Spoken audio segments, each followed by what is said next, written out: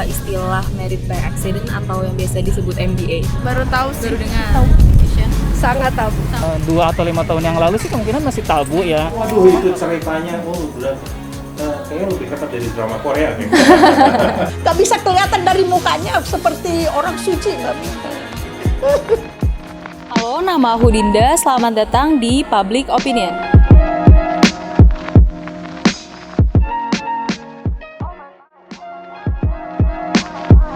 Fania, Umurnya berapa? 19 tahun. Oke. Hashfi Umurnya? 23. Ilsan, Sama? Aku Novia, aku 20. aku 22. Iya. 21. Baritopan. Dari Topan. Sekarang sih 21. Dengan dia, umurnya berapa? 21 tahun. Taufan, Taufan. Umurnya berapa? saya 33 mbak. Oh, 33. Masih kelihatan muda kok. Oh, duh, ini puja atau apa ya?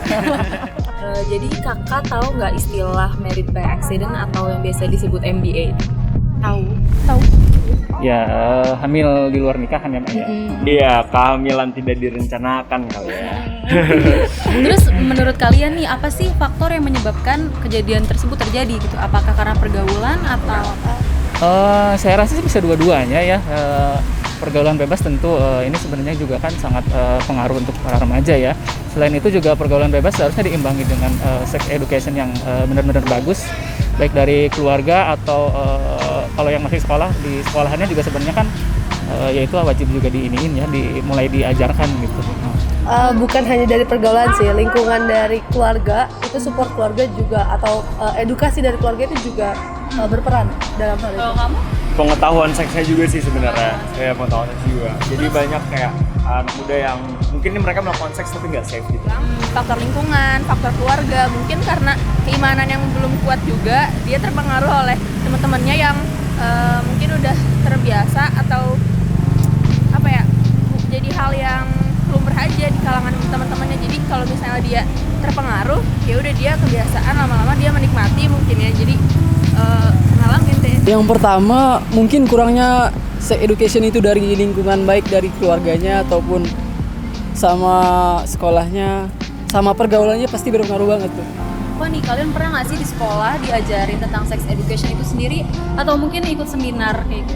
Kalau misalkan dari sekolah mungkin belum ada ya. Belum ada ya. Kita belum pernah ada dapat sex education gitu depan dari luar. Nggak ada sama sekali. Gak ada sama sekali. Mungkin aku SMA pernah sih sekali doang, tapi cuman masuk setengah, nggak sampai full gitu loh. Jadi cuman tahu baca-baca sendiri di Google atau nggak dari media sosial lain gitu. Nah, kebetulan juga kan saya udah lama ya, aku udah lulus sekolah.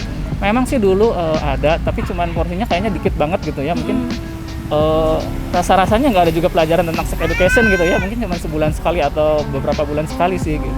Biasanya lebih sering di keputrian sih, di sebelum sholat Jumatan. Dan kalau enggak, kalau pernah sekolah di swasta juga, itu ada pelajaran kayak konseling gitu sih. Menurut kakak itu sex education di Indonesia masih tabu nggak atau udah bukan suatu hal yang baru lagi? Kalau untuk era-era sekarang sih udah bukan hal yang baru, udah kayak apa ya, sesuatu hal yang udah lumrah deh, kayaknya udah kebiasaan banget gitu. Nggak ada kayak zaman dulu lagi. Tabu banget, soalnya kayak kita nih ngomongin jenis kelamin aja tuh kayak apa sih, jorang gitu kan. Sebenarnya mungkin 2 atau 5 tahun yang lalu sih kemungkinan masih tabu ya. Cuman kalau sekarang sih saya rasa dengan adanya media, Instagram atau apapun itu, sex education sih sebenarnya udah agak-agak terbuka ya. Cuman mungkin itu harus jadi kurikulum juga nanti di sekolah-sekolah kali ya, biar di masa remaja itu udah mengenal sex education. Jadi sebenarnya nggak ada sex education yang salah gitu kan. Nah, itu. Pesan kakak nih sama orang-orang yang udah ngalamin ataupun yang belum, gimana? Jadi yang pertama, kalau misalkan yang belum MBA, kalau bisa nggak ngelakuin seks sebelum nikah ya jangan ngelakuin seks sebelum nikah. Kalaupun emang nggak bisa gitu ngelakuin seks sebelum nikah, maksudnya harus melakukan seks sebelum nikah, ya tolong seksnya yang safe. Tapi kalau misalkan udah ada yang kena, kita harus support sih, fully support. Karena mereka udah dalam tanda kutip dapet kecelakaan gitu ya. Masa harus dijatuhin lagi kan, udah jatuh sampai jatuh.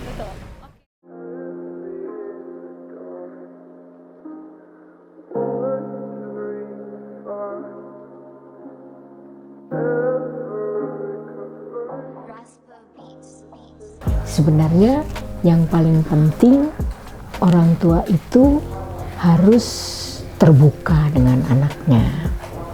Jadi kalau seks itu dulu disebut sesuatu yang tabu, sekarang nggak bisa.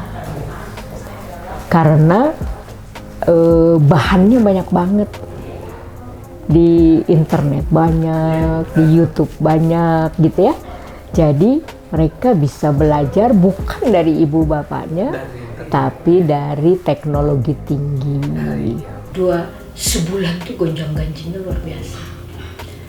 Ketika sampai pada titik acceptance, itu harus perjuangan besar ya, karena namanya hamil di luar nikah.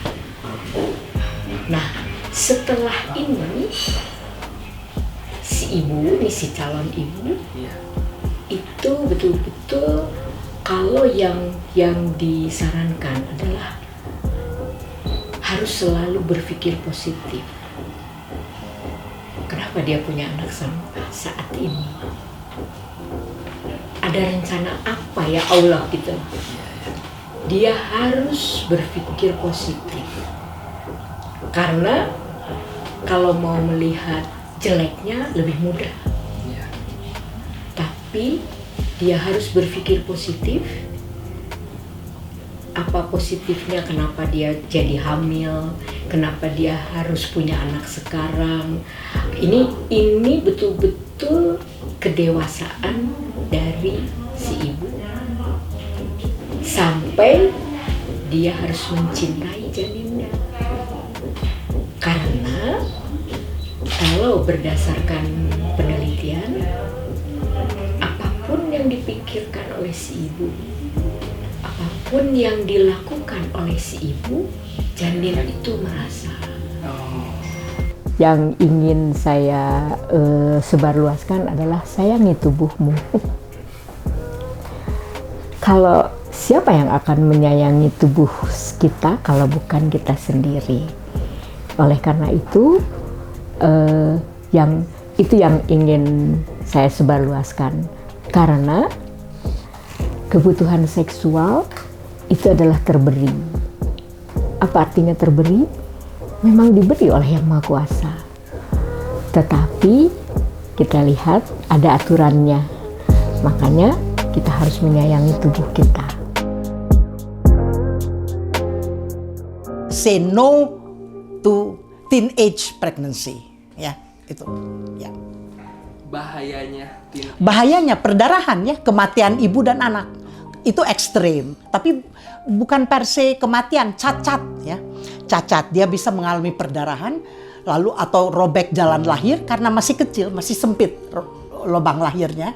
Jadi belum cukup kuat, dia sudah mengedan, jadi robek. Jahitnya kurang baik, dia mungkin tidak terlalu ekonomis baik untuk melahirkan di rumah sakit, melahirkan di dukun, infeksi dan sebagainya. Jadi dia cacat seumur hidup ibu ini. Anaknya mungkin mati dan dia tidak bisa melahirkan dengan baik kembali.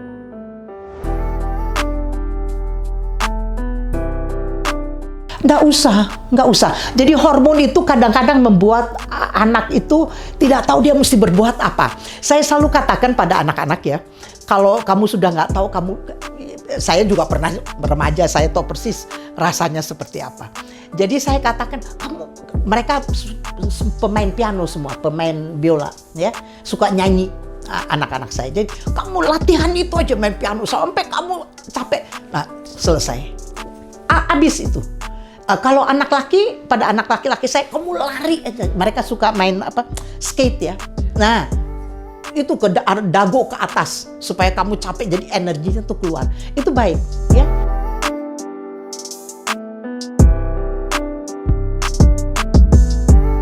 Jadi saya bicara mengenai safe sex ya.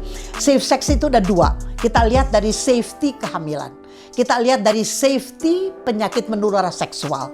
Jadi safe sex itu mencakup dua-duanya.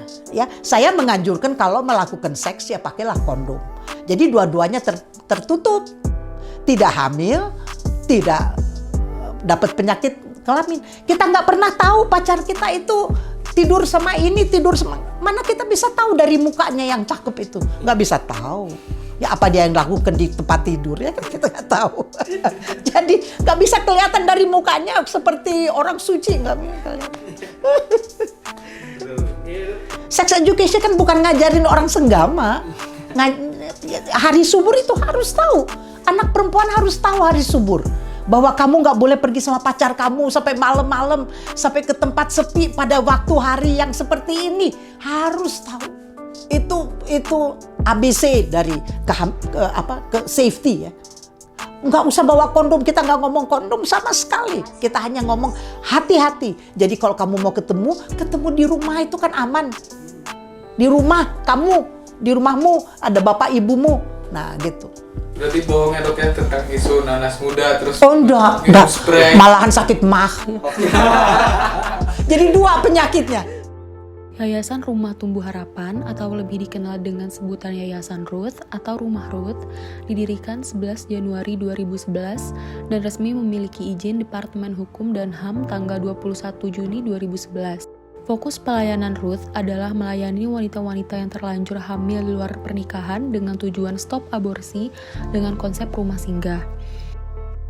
Sekarang aku bakal ngewawancarain pemilik dari Yayasan RUTH ini. Saya dengan Ibu Devi. Saya Charles. Suami saya. Saya usianya 39 tahun. Sekarang saya 44. Oke. Ini kan Bapak dan Ibu mendirikan Yayasan RUTH ini. Kalau boleh tahu itu alasan dan sejarahnya gimana ya? Iya, awalnya itu sebenarnya tidak disengaja. Maksudnya nggak ada yang direncanakan gitu buat yayasan. Awalnya hanya menolong teman aja yang hamil. Lalu kasihan karena nggak ada tempat gitu. Nah waktu itu saya sebenarnya nyari gitu tempat di Indonesia yang bisa menampung wanita dengan kehamilan tidak diinginkan gitu. Tapi waktu kita nyari nggak ada gitu. Akhirnya sulit gitu ya. Akhirnya kami menampung di rumah kami. Susah senangnya nih Bu dalam membangun yayasan ini maupun dari finansial mungkin atau banyaknya anak-anak, Ibu kesusahannya kayak gimana? Kesusahan mungkin yang pertama yang paling sulit itu ketika klien yang datang sama kami ini kurang merasa bersalah. Jadi kadang mereka itu menyalahkan orang tua. Ya karena orang tua saya bercerai lah, jadi saya begini. Karena bapak saya juga kayak gitu, punya istri banyak, jadi makanya saya begini. Nah, kalau datang dengan kondisi yang tanpa dia rasa bersalah, itu sulit buat kita. Jadi karena dirinya nggak nyesel, nggak ngerasa salah gitu. Jadi ada kemungkinan akan mengulangi perbuatannya. Ada yang datang tuh udah dengan pemikiran gimana caranya supaya saya bisa nebeng, nggak usah bayar. Lalu dia ngarang cerita. Oh ada juga yang kayak gitu ya? Ada. Oh, waduh itu ceritanya, udah kayaknya lebih hebat dari drama Korea. Terus anak-anak di sini itu bisa diadopsi sama orang luar nggak? Iya, kami kan nggak punya izin adopsi, jadi kami bekerja sama dengan yayasan yang ditunjuk oleh pemerintah untuk bisa adopsi anak. Jadi kami bekerja sama dengan Yayasan Sayap Ibu Jakarta, kami bekerja sama dengan Yayasan YPAB Asuhan Bunda Bandung, Jawa Barat. Mereka yang bantu kami untuk proses adopsinya. Terus kalau kesusahan dalam ngurus anaknya nih Bu gimana? Ya, kesusahan nggak sih kayak banyak banget gitu? Ya ini banyak karena kondisi pandemi. Ini banyak karena kondisi pandemi, jadi proses adopsi semuanya terhambat.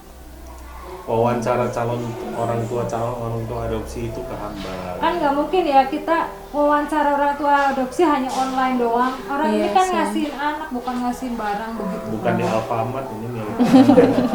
Tapi kalau biasanya tuh nggak sebanyak ini. Iya. Biasanya nggak sebanyak ini. Kita secepat mungkin karena kita percaya bahwa anak lebih tumbuh baik dalam sebuah keluarga. Sekalipun itu adopsi. Ada beberapa yang udah punya orang tua adopsinya, cuma belum boleh serah terima dari dinas sosialnya karena dinas sosialnya kan harus home visit istilahnya ke rumah orang tua adopsi. Nah, nunggu itu. Harus nunggu itu mungkin dulu nunggu baru aman bisa. lah. Ini kan Bu dalam mendirikan yayasan ini butuh dana. Sebelumnya, maaf bertanya ini ya Bu, profesi Bapak dan Ibu apa? Dulu kami wira swasta, lalu Sempat di pemasaran berjenjang ya, MLM. Sebenarnya dari situ penghasilannya sudah lumayan, tapi kita memutuskan akhirnya fokus untuk ngurus yayasan. jadi kami sekarang sudah fokus di sini, walaupun ya ada sedikit lah, masih ada. Oke, ini ngebahas apa worst case-nya gitu ya Bu, kalau misalnya Ibu sudah kehabisan dana atau apa, dengan yayasan ini bagaimana? Kami tulis bahwa ada tangan yang tak terlihat. Saya pikir ada yang lebih sayang anak-anak ini, dan semua orang yang ada di sini termasuk wanita dengan KTD, yaitu Tuhan. Nah, jadi ya secara ajaib lah sebenarnya kita juga bingung ya, kadang orang ngasih dari mana aja gitu. Bahkan sejujurnya sekali lihat rekening, lihat ini yang ngasih, kita sebagian besar nggak kenal. Gitu. Jadi sampai hari ini ya walaupun ada ya teman-teman yang secara tetap memberi, tapi dengan pengeluaran kita sebenarnya nggak cukup.